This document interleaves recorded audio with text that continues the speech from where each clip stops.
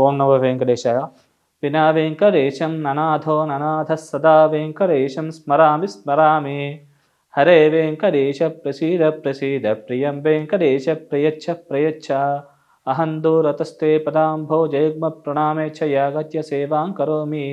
సకృత్సేవయా నిత్య సేవా ఫలం త్వం ప్రయచ్చ ప్రయచ్చ ప్రభో వెంకటేశ. ఓం నమో వెంకటేశాయ. ఈరోజు మనము ఈ యొక్క 2024 జనవరి 1వ తారీఖు నుంచి 31 డిసెంబర్ 2024 వరకు ద్వాదశ రాశి ఫలితాలను గురించి తెలుసుకుందాం. ఈ సంవత్సరం కూడా అందరికీ కూడా బాగా కలిసొచ్చి అందరూ కూడా సుఖ సంతోషాలతో ఉండాలని కోరుకుంటూ ముందుగా ఈ యొక్క రాశి ఫలితాల గురించి తెలుసుకుందాం. మిథున రాశి, మిథున లగ్నం.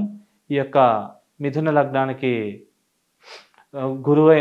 గురువు ఈ యొక్క లాభస్థానంలో ఉండడం వల్ల చేతిదాకా వచ్చి కొన్ని అవకాశాలు లాంటివి మిస్ అవ్వడం, కొద్దిగా లాభాలు చేతిదాకా వచ్చి కొన్ని అనుకోని విధంగా కొన్ని అవకాశాలు దూరం అవడం వల్ల కొద్దిగా ధన నష్టం ఇలాంటివి కూడా కొన్ని జరిగే అవకాశం ఉంది. విద్యార్థులకి స్వల్పంగా మెరిట్ మార్కులు తగ్గడం లాంటి పరిణామాలు జరిగే అవకాశం ఉంది కాబట్టి ఈ విషయాల్లో తగు జాగ్రత్తలు తీసుకోగలరు.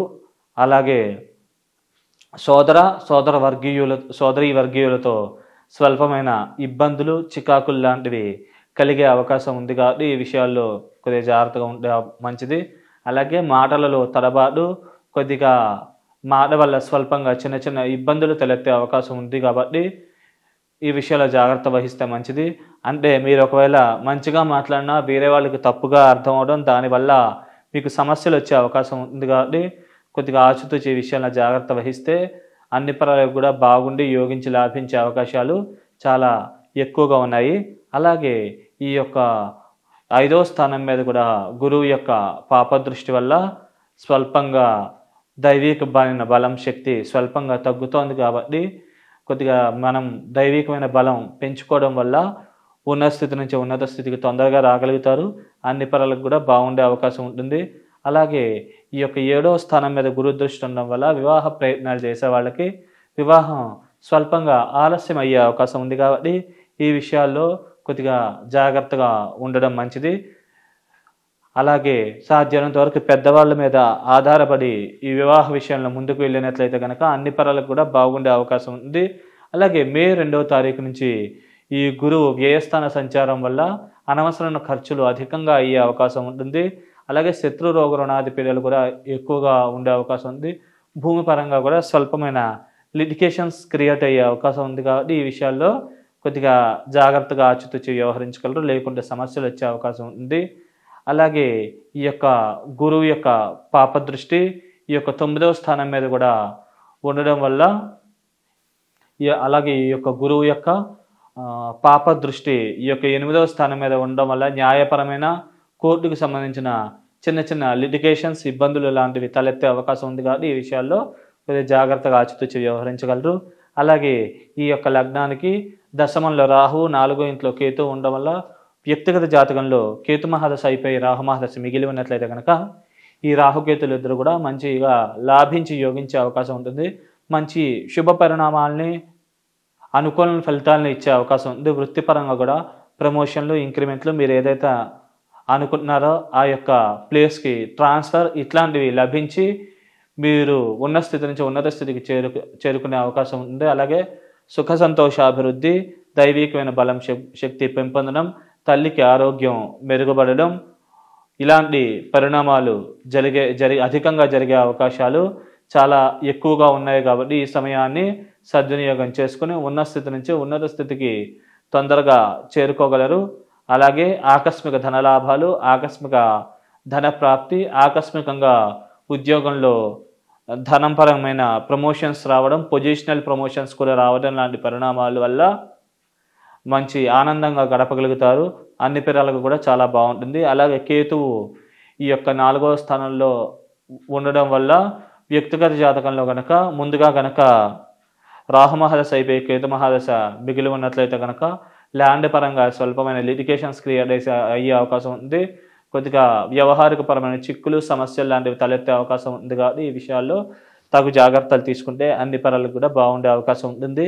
అలాగే ఈ లగ్నానికి భాగ్యస్థానంలో శని ఉండడం వల్ల నిల్వధనం పెంపొందడం, దైవికమైన బలం శక్తి పెంపొందడం, అలాగే తండ్రి యొక్క సోదర సోదరి వర్గీయుల యొక్క సహాయ సహకారాలు అధికంగా లభించడం మరియు లాభాభివృద్ధి, ఆకస్మిక ధన ప్రాప్తి లాంటి పరిణామాలు జరిగే అవకాశం ఉంది. శత్రు రోగ రుణాది పీడలు చాలా తక్కువగా ఉంటాయి. ఎవరైతే మిమ్మల్ని గురించి నెగిటివ్గా అనుకుంటారో వాళ్ళ వల్ల మీకు మంచి జరిగే అవకాశం ఉంది. అలాగే బ్యాంకు లోన్లు లాంటివి తొందరగా మంజూరయ్యే అవకాశం ఉంటుంది. అలాగే మిమ్మల్ని ఎవరైతే చూసి ఈర్ష్యపడతారో వాళ్ళ వల్లే మీకు లాభం అధికంగా కలిగే అవకాశం ఉన్నది. కాబట్టి ఈ సమయాన్ని మీరు సద్వినియోగం చేసుకుని ఉన్న స్థితి నుంచి ఉన్నత స్థితికి చేరుకోగలరు.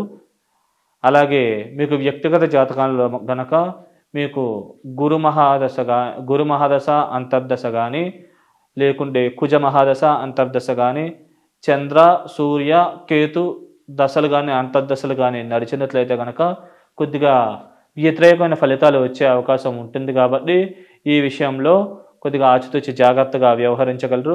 ఒకవేళ ముందరగా కనుక వ్యక్తిగత జాతకంలో ఈ దశలు గనక అయిపోయినట్లయితే కనుక వీటి ప్రభావం చాలా తక్కువగా ఉంటుంది. ఒకవేళ కానట్లయితే కనుక వీటి ప్రభావం వల్ల కొద్దిగా ఇబ్బందులు తలెత్తే అవకాశం ఉంది. కాబట్టి ఈ విషయంలో కొద్దిగా రెమెడీస్ ఆచరించి ఈ యొక్క దోష ప్రభావం నుంచి బయటపడి ఉన్న స్థితి నుంచి ఉన్నత స్థితికి చేరుకోగలరు. అలాగే మీరు దైవికంగా ఈ దోష ప్రభావాల నుంచి బయటపడి మీరు అనుకునే స్థాయికి చేరుకోవాలనుకుంటే కనుక దగ్గరలో వినాయకుడి దేవాలయం కానీ, పార్వతీదేవి దేవాలయం కానీ ఉంటే కనుక అక్కడ ప్రదక్షిణ నమస్కారాలు ఆచరించుకోవడం, అలాగే ఈ యొక్క గణేష స్తోత్రం కానీ, దుర్గాదేవికి సంబంధించిన స్తోత్రం ఏమైనా పారాయణ చేసుకోవడం లాంటి పరిహారాలు ఆచరించుకోవడం మంచిది. అలాగే ఈ యొక్క గురువారం కూడా శనగలు మరియు కందులు రెండూ కూడా ఈ యొక్క బ్రాహ్మణులకి శనగలేమో పసుపు వస్త్ర సహితంగా, కందులు ఎరుపు వస్త్ర సహితంగా బ్రాహ్మణులకి దానంగా ఇచ్చడం మంచిది. ఒకవేళ శక్తి లేని వాళ్ళు ఈ రెండూ కూడా ఉడకబెట్టి ఆవుకి బెల్లంతో పాటు తినిపిస్తూ ఉండడం వల్ల ఈ యొక్క దోష ప్రభావాల నుంచి బయటపడి ఉన్న స్థితి నుంచి ఉన్నత స్థితికి రాగలుగుతారు. శుభం.